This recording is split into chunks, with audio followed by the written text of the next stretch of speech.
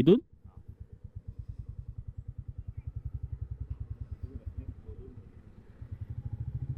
चला, अंधेरीवरनं मित्राला तर आपण पिक केलं आहे आणि आता आपल्याला आपल्या जायचं डेस्टिनेशनकडे.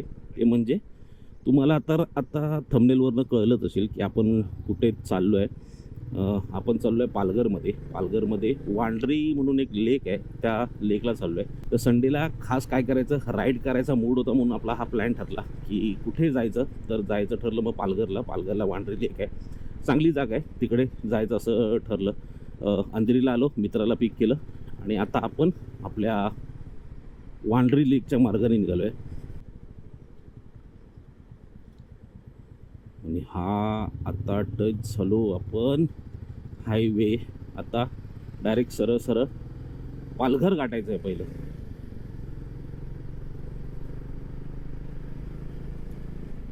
तर अंधेरीवरनं तर आपण निघालो आणि आता आहे ना आपण दहीसर क्रॉस केलं आहे. दहीसरला थोडंफार आपल्याला ट्रॅफिक भेटलं, पण आत्ता जरा रस्ता मोकळा दिसतोय.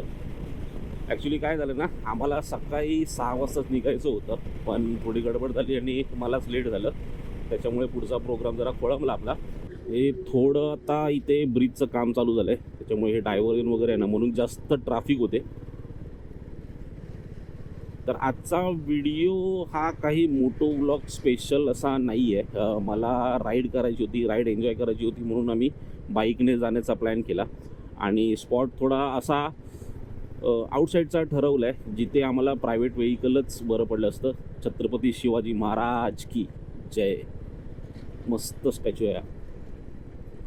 तर बाईकने जाण्याचा आहे ना, तो एक फायदा आहे, तो म्हणजे ना एक राईडची मजा पण घेता येईल आणि वांड्री लेकला जायचं कसं हे तुम्हाला चांगल्या प्रकारे दाखवता पण येईल. जीपवाला का घाई करतोय, एक मिनिट. मोठे मोठे डंपर आहेत, या साईडला खूप मोठे डंपर फिरतात.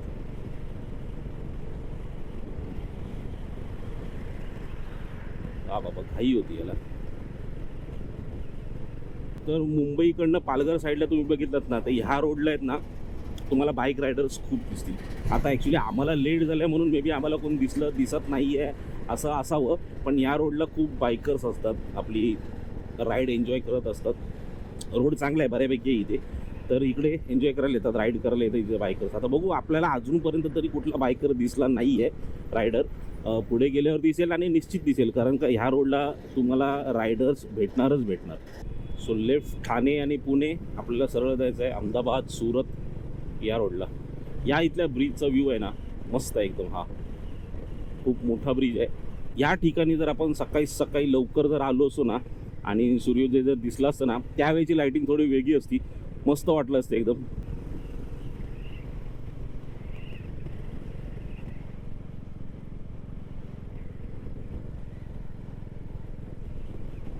सगळेजण एन्जॉय करतात, फोटो बिटो काढतात एकदम थांबून. हो एनफिल्ड.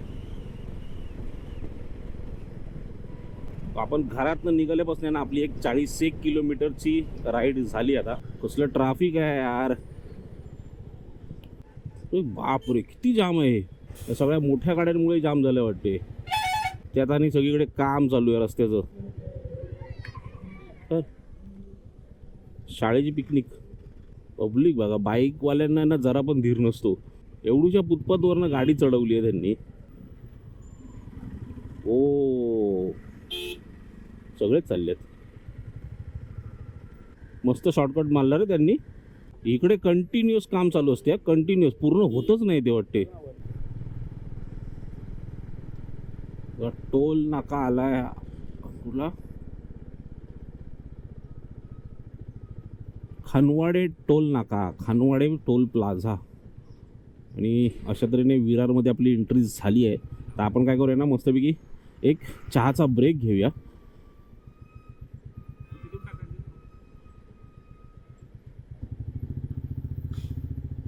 हे कधीपासून चालू झालं, टोल नाक्यावरच उभे राहिले आहेत.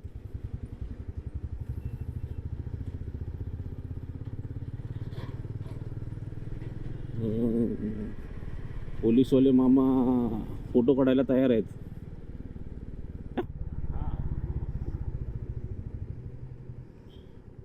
ओ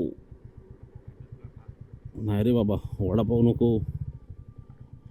चहा पिऊया. हा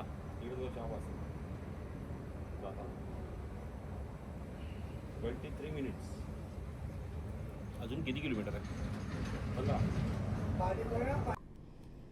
येस, आपला थॅनॉस मेटिओर 350 फायरबोल्ट ग्रीन कलर. चलो निघूया पुढच्या प्रवासाला. 15 किलोमीटरची रनिंग आहे, मग आपण आपल्या डेस्टिनेशनला पोचणार.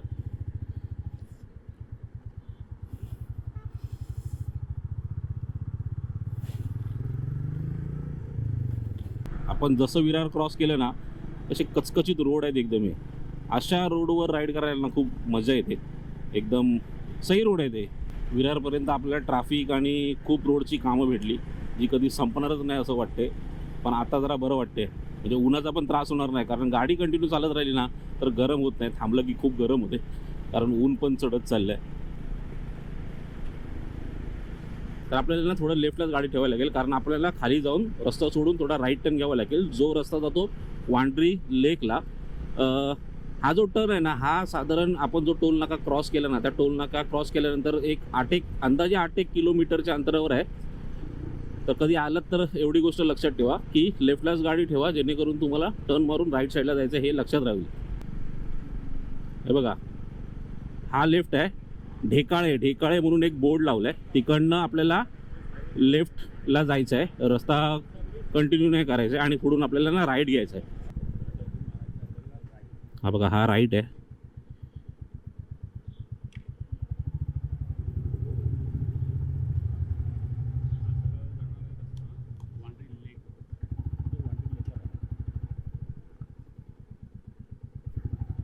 हायवे सोडून आता हा लेक जवळ जाणार आहे ना, डायरेक्ट गावाचाच रस्ता दिसतो आपल्याला. तर तेवढं फक्त लक्षात ठेवा.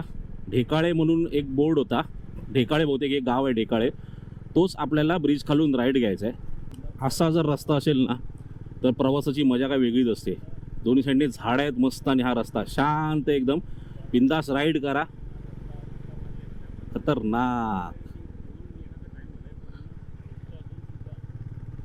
गावातला रस्ता आहे, त्याच्यामुळेच झाडी खूप आहे, पण छान वाटते. भले रस्ता जरी छोटा असला ना तरी रस्ता चांगला आहे. चांगलं डिसिजन घेतलं आम्ही ह्या साईडलाच येण्याचं फिरायला. हॉटेल विनय, अरे नॉनव्हेज पण आहे इथे, विचार ना. सो लेकला तर आम्ही चाललो आहे, पण पुढे असा प्रॉब्लेम होणार आहे ना की पुढे गेल्यानंतर आम्हाला खाण्याची सोय आमची काही व्यवस्थित होणार नाही असं वाटते. तर आम्ही आता इथे हॉटेल बघतो आहे, इथूनच पार्सल घेऊन आम्ही पुढे जाणार. मस्त तिकडे पेटपूजा करणार दुपारच्या टायमाची आणि मग रिटर्न निघणार. काय आलं पण ते यायचं इथे की काय? पार्सल घेतोय नाही मग हां, म्हणजे जवळ असेल तर रिटर्न येऊ आपण. ठीक आहे, चला. सोय झाली व्यवस्थित आपली पेटपूजेची. जवळच आहे, आता वांड्री लेकच्या जवळ आलो आहे आपण. आणि विचार केलेला की तिकडे जाऊन खायला लागेल आम्हाला काहीतरी, म्हणून पार्सल घ्यायला थांबलेलो. पण जवळ आहे म्हटलं तर आपण रिटर्न येऊन इथेच पेटपूजा करू. प्रवासाला आल्यानंतर पहिली जी मेन गोष्ट असते ज्याची आपण काळजी ठेवावी लागते आपल्याला, ती म्हणजे जेवणाची. तर जेवणाची व्यवस्था तर आपण केली आहे. ते जे हॉटेल होतं ना, हॉटेल म्हणजे ढाबा आहे आणि आपला चांगला मराठीच माणूस आहे एकदम. तर तिथे आम्हाला व्हेज नॉनव्हेज दोन्ही ऑप्शन्स त्यांनी दाखवले. तर आम्ही बट ऑफकोर्स आता सुट्टीच्या दिवशी आलो आहे रविवारी, तर नॉनव्हेजच. तर आम्ही मस्तपैकी चिकन आणि चपात्या सांगितल्यात. आता बघूया. प्लॅन तर आमचा आहे की लेक जवळ जाऊन तिथे खाण्याचा, नाहीतर मग इकडेच खाऊ. ते आता डिसाईड करू आपण नंतर. आधी लेक जवळ जाऊ, मस्त लेक एक्सप्लोर करू, एन्जॉय करू आणि मग ठरवू की तिकडे खायचं आहे लेकवर बसून की इकडे बसून खायचं आहे. हे बघ, इथे जागा आहे उतरायला काय? ए सरडा, ए बाबू, तो पण थांबला बघ कसा जायचं ते. नशीब दिसला तो. हे काय आहे? बघूया, कर कर बघूया. आता ह्या रस्त्याला तर आम्ही गाडी टाकली आहे, बहुतेक हा लेक जवळ जात असावा. लेक जवळ जातोय की गावात जातोय रस्ता? हा हा एक नंबर. खाली टाकू गाडी, इथे लावूया, सावलीत लावतो थोडी.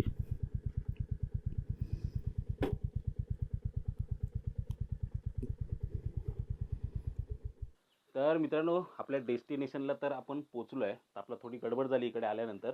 आपण थोडं पुढे गेलो. पुढे गेल्यानंतर रस्ता चुकल्यासारखं थोडं वाटलं, लेक थोडा पाठी वाचला, पण आम्ही परत रिटर्न आलो आणि एका ठिकाणी गेलो. ती जागा तिकडे ना अप्रतिम जागा होती, खतरनाक जागा होती. पण आमचं बॅड लक असं ना की ती प्रायव्हेट प्रॉपर्टी होती आणि ती जागा त्यांनी मे बी शूटिंगसाठी दिलेली. तिथे काहीतरी प्रोडक्शन हाऊस आलेलं कुठलं तरी शूटिंग करत होते, तर आम्हाला तो स्पॉट कवर नाही करता आला. तर आम्ही काय डिसाईड केलं, जाऊया पुढे आणि अशी जागा बघूया ना जिथे आपल्याला काही निर्बंध नसतील आणि रिलॅक्स शूट करून आपण थोडा मनमोकळेपणाने तिथे बसू शकतो. अशा ठिकाणी आम्ही आलो आहे आणि आता आम्ही इथे गाडी पार्क केली मस्तपैकी आणि समोर बघा, समोर लेक पण दिसतोय आणि थोडी सावली पण आहे. तर आता म्हटलं निवांत इथे बसूया थोडा वेळ. हे बघा आता आहे ना क्लायमेट इथे सारखं चेंज होते सारखं. मगाशी ऊन होतं खूप आणि आता बघा ना थोडं डार्क झालं आहे, सावली आली आहे. पण इथे आम्ही का बसलो माहिती आहे, इथे जरा झाडी आहे आणि इथे वारा बिरा सुटला मस्तपैकी एकदम. तर आम्ही विचार केला इथेच बसूया. रवी पुढे जाऊन बसलाय आणि गाडी आपली नजरेसमोरच राहील म्हणून इथे लावली आहे. आणि आता पण इथून खाली उतरून आपण पण जाऊन तिथे आराम करूया मस्तपैकी आणि मग थोड्या वेळाने तुम्हाला लेक दाखवतो.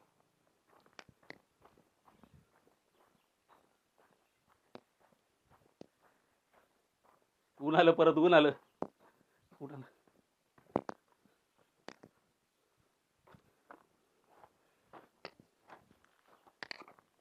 आणि ते पाणी आणलं पाहिजे रे अजून.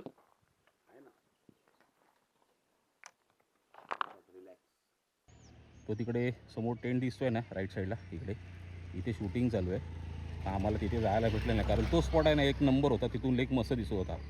कारण ना हा लेक असा पूर्ण आहे ना त्या साईडपर्यंत गेला आहे, मस्त दिसत होता तिकडनं. तर हा एक व्ह्यू आहे लेकचा.